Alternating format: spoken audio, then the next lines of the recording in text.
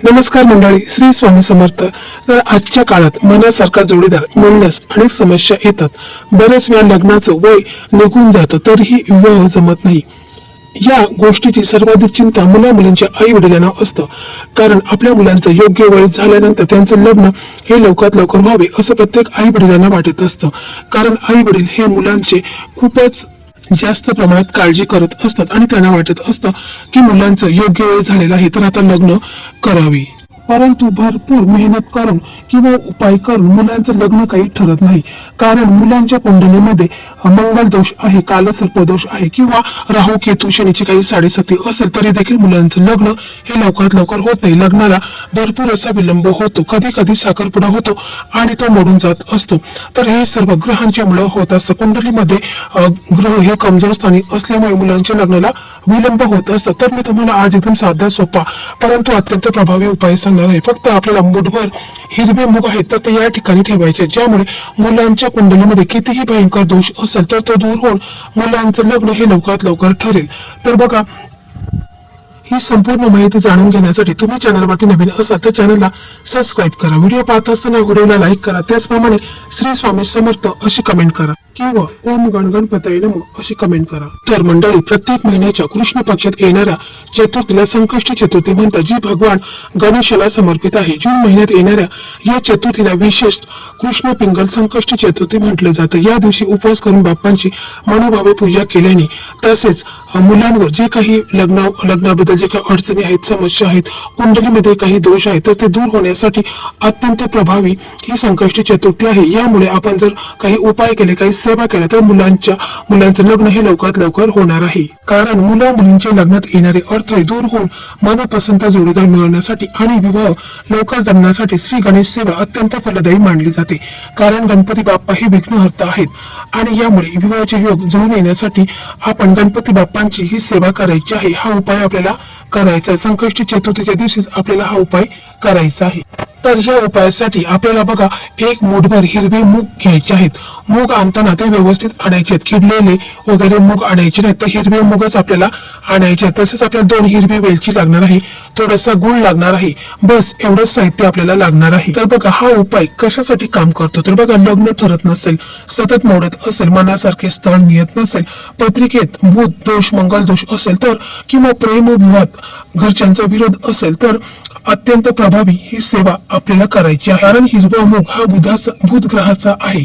लग्न, नातं, संवाद या सगळ्यांवर बुधाचा प्रभाव असतो आणि संकष्टी म्हणजे बाप्पांचा वार, म्हणून हा उपाय लग्न जोडण्यासाठी एकदम भारी काम करणार आहे. तर मंडळी, हा उपाय कोणी करायचा आहे तर हा उपाय स्वतः मुलाने किंवा मुलीने केला तर अतिशय उत्तम आहे. परंतु आजकाल आपण पाहतो असं मुलांना इतका वेळ नसतो, तर मग घरातील कोणत्याही सदस्याने हा उपाय मुलांच्या लग्नासाठी करायचा आहे. तर बघा, मुलाचे आई वडील हा उपाय मुलांच्या लग्नासाठी करत असेल तर त्यांनी संकष्टी चतुर्थीच्या दिवशी सकाळी लवकर उठायचं आहे, अंघोळ करायची. अंघोळीच्या पाण्यामध्ये थोडंसं तुम्हाला गंगाजल किंवा गोमूत्र टाकायचं आहे. कारण कोणतीही पूजापाठ करत असताना पावित्र्य राखणे जितकेच महत्वाचं आहे. आणि त्याच्यानंतर तुम्ही स्वच्छ कपडे वगैरे घालायचे आहेत आणि मग आपला देवघर आहे तिथे जायचं आहे, तिथे बसायचं आहे आणि मग तुपाचा दिवा लावायचा, अगरबत्ती लावायची. आपल्या देवघरामध्ये जे आपले इष्टदेव आहेत, कुलदैवत आहेत, श्री स्वामी समर्थ महाराज गणपती बाप्पा आहेत, तर तुम्हाला प्रथम गणपती बाप्पांना अभिषेक करून घ्यायचा आहे. तुम्ही दुधाने अभिषेक करू शकता किंवा पंचामृताने अभिषेक करून घ्यायचा आहे.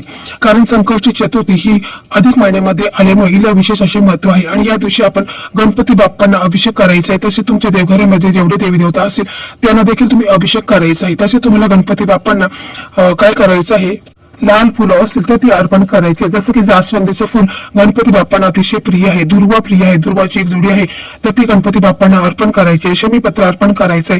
गुळ खोबऱ्याचं नैवेद्य गणपती बाप्पांना दाखवायचं आहे.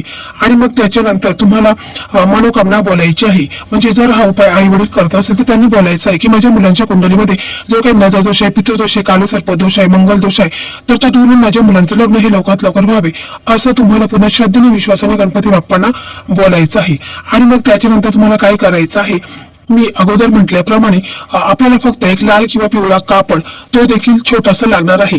तर बघा आपल्याला तो लाल कापड किंवा पिवळा कापड घ्यायचा आहे, तो एखाद्या प्लेट मध्ये ठेवायचा आहे आणि त्याच्यानंतर आपण मुठभर आपल्याला हिरवे मूग लागणार आहे. तर ते मुठभर हिरवे मूग आपण त्या कापडावरती ठेवायचे आहेत. म्हणजे लाल किंवा पिवळ्या कलरचा कापड असेल त्याच्यावरती हिरवे मूग मुठभर ठेवायचे आहेत.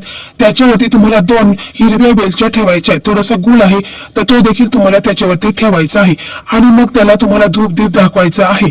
आणि मग काय करायचं आहे की एक कलावा धागा घ्यायचा आहे आणि त्याची एक पोटली तयार तुम्हाला करायची आहे. आणि मग ती पोटली आहे तर ती तुम्हाला तुमच्या उजव्या हातामध्ये घ्यायची आहे आणि मग तुम्हाला हा मंत्र बोलायचा आहे, ओम गण गणपताय नमः, ओम गण गणपताय नमः. हा मंत्र तुम्हाला 21 वेळा बोलायचा आहे. पूर्ण श्रद्धेने विश्वासाने तुम्हाला बोलायचं आहे. मंत्र एकदम साधा सोपा आहे. आणि मग तुमची मुलं जर घरी असतील तर तुम्हाला काय करायचं आहे की ही जी पोटली आहे तर ती मुलांना तुम्हाला देवघरासमोर बसवायचं आहे आणि मग ही जी पोटली आहे तर ती मुलांच्यावरून 7 वेळा तुम्हाला उतरून घ्यायची आहे. म्हणजे घड्याळाच्या उलट्या दिशेने तुम्हाला मुलांच्यावरून 7 वेळा ही पोटली उतरून घ्यायची आहे.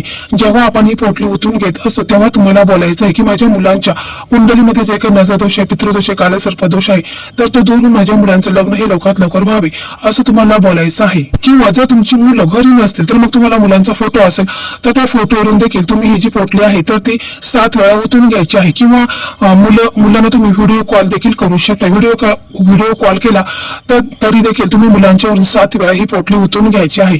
आणि मग त्याच्यानंतर तुम्हाला काय करायचं आहे की तुम्हाला सरळ गणपती बाप्पांचं मंदिर जिथे कुठे असेल जवळपास तर तिथे तुम्हाला जायचं आहे. त्याचबरोबर तुम्हाला काय करायचं आहे, तुमच्याकडे दुर्वा असेल तर दुर्वाची एक जोडी घ्यायची आहे. लाल फुल घ्यायचं आहे म्हणजे जास्वंदीचं लाल फुल घ्या. शमीपत्र असेल तर ते देखील तुम्हाला घ्यायचं आहे आणि मग तुम्हाला बाप्पांच्या मंदिरामध्ये जायचं आहे.